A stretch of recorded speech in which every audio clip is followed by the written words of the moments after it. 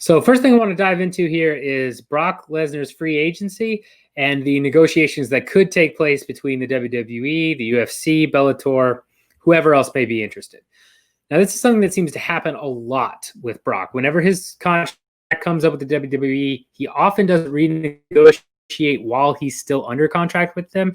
He tends to let it lapse and then use some of these other entities, whether it's UFC or Bellator. You know, Scott Coker has mentioned something about having him come join Bellator, which we'll get to in a second. But basically, Lesnar is a businessman that has always, for the most part, let his contracts lapse and then pit bidders against each other so he can get the highest amount of money possible. It's a smart tactic, and he has and always will have, probably from here on out for the rest of his career, the ability to do that. He's a major draw in WWE. In UFC, he would be a major pull, especially right now during the pandemic. My guess is with that COVID bump that's still happening, he would be able to bring in some extra eyeballs, especially if it was a good matchup at heavyweight. Thinking Jon Jones or Francis Ngannou, some big fight like that could definitely get eyes on the UFC that would normally not care at all about it. So he tends to do this. He knows he has this bargaining power. But what also seems to happen almost every time is that he ends up going back to the WWE. Why? Well, for one, WWE has the financial resources to easily offer him better money than what he would make in the UFC. If you'll recall, when there was the tease about him fighting Daniel Cormier after Daniel Cormier had taken the belt off of Stipe for the first time at UFC 226, a big obstacle in those negotiations was the new UFC ESPN pay-per-view deal and the way that the pay-per-view points, so to speak, worked out. Because of that, Lesnar wanted a higher guaranteed rate, still wanted a nice cut of any pay-per-view buys for sure, but wanted a higher guarantee rate before he came back, and the UFC wouldn't budge. So he went back to WWE. He gets a very light schedule, gets to kind of, a lighter schedule for a wrestler, that is, and ends up being able to take a lot of time off. He's not on the road all the time, and he's getting more money guaranteed per appearance. It made sense. Part of the reason why I don't believe he's coming back to the UFC is, even though there are a couple of interesting matchups, Jones especially right now could be, just a massive pay-per-view, hypothetically. If he comes back and he fights Jones, that's a really good fight to make in terms of getting the casual viewer to tune in. But I don't think he's going to come back for a couple reasons. One, the UFC probably still isn't going to give him the higher guarantee he wants, the flat rate he's looking for, in terms of coming back, plus the pay-per-view points. I don't think they're going to budge too much on that. Maybe they'll give him a little bit more, but for the most part, my guess is he's not going to get a higher rate than what he was offered back when they were trying to do the DC match. Two, he's gotten older and he's never, liked getting hit in the face. That's always been a thing, right? Is Brock Lesnar doesn't like to get hit, was the old adage.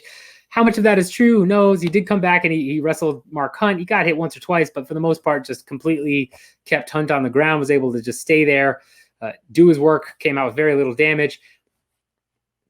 But if he's going to come back now, there aren't too many matchups that make sense for a pay-per-view that wouldn't be threatening to him in terms of doing some damage, whether that's Jones, whether that's Ngannou, whether that's Curtis Blades.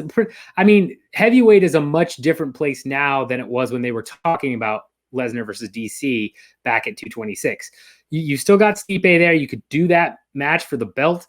I don't think Dana White would want that, because my guess is Lesnar would not stick around and defend that belt. He would almost certainly drop it rather than going through some of those killers that are waiting in line. You could do Jones again, which is an amazing fight, but Lesnar is much more likely to take damage and lose that fight than against some of the opponents and options that he had before. I think DC would have ragdolled him if they had that fight as well, but DC probably would have gone more to the ground, wouldn't have been all stand up. Who knows, especially based on the way that the Stipe DC fights, went, that might not be the case. But I think it was a safer bet in his mind. Now you're talking about doing a training camp at 43. You're talking about, really putting yourself through the rigor there, and then taking possible like punishment that you may not recover from as easily as you would have before. I don't think it's going to happen, especially with, yes, you take physical damage from WWE, but it's choreographed. He would have a say in what spots he gets to pick. So if he's not comfortable with a particular wrestler or with a particular move, he won't do it. That limits your actual physical damage quite a bit, because you're picking spots that, if you know you have a weak knee, you can do a bunch of stuff to avoid that weak knee. In fighting, you can't do that. Wrestling, you can try your best to avoid it by picking certain spots and calling things and working with certain wrestlers where you are at less of a risk of getting injured from that. So I don't think that's going to happen. I think he will use the negotiation tactics and kind of pit the UFC against WWE, especially with Jones moving up to heavyweight. That's a great opportunity for him to say, hey, I've got Jones waiting over here. That's a massive pay-per-view buy. Why should I stick around WWE?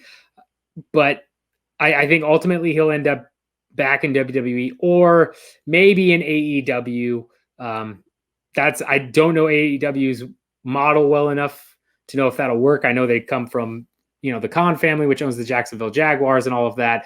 They have plenty of money behind them that they could make an offer that Lesnar couldn't refuse. I don't know if they will, but I think the world of pro wrestling makes more sense than MMA.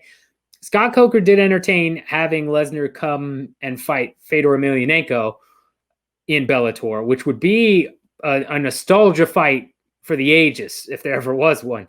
But I can't imagine Viacom CBS shelling out the amount of money they would need to get Lesnar there. And if they did, I don't think they would get the return that they expect they would get. Would they get the highest ratings that Bellator's probably ever had in the longest time ever? Sure.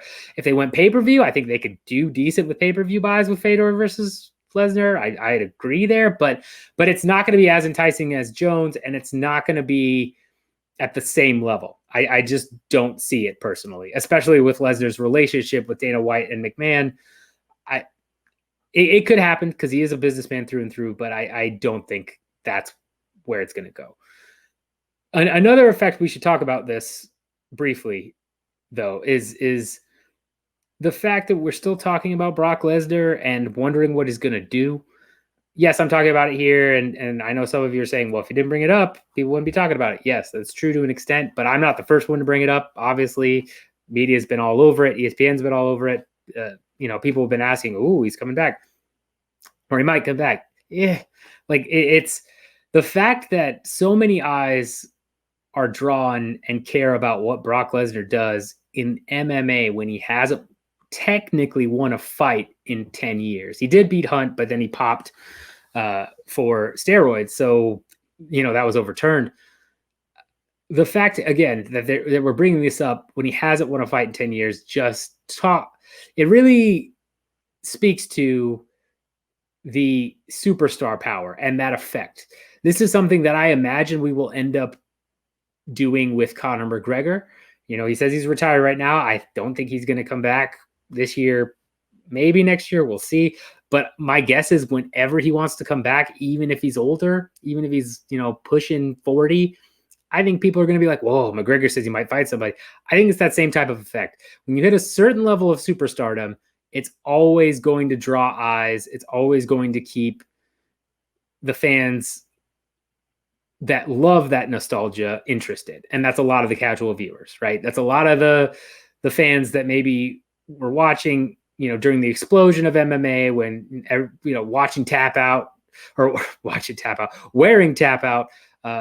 gear, watching MMA in college or, 2010, 2011, they probably haven't watched in a long time, but if they see, Lesnar versus Jones, I might tune into that.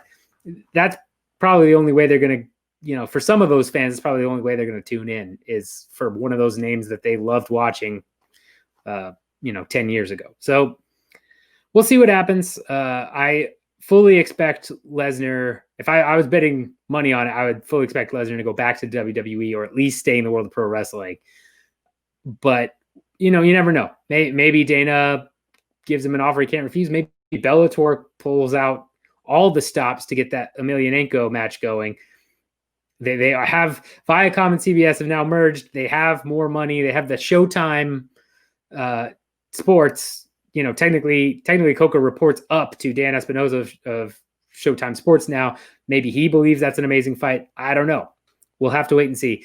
But again, expect Brock Lesnar to stay in WWE world. Don't pin your hopes on him making an MMA.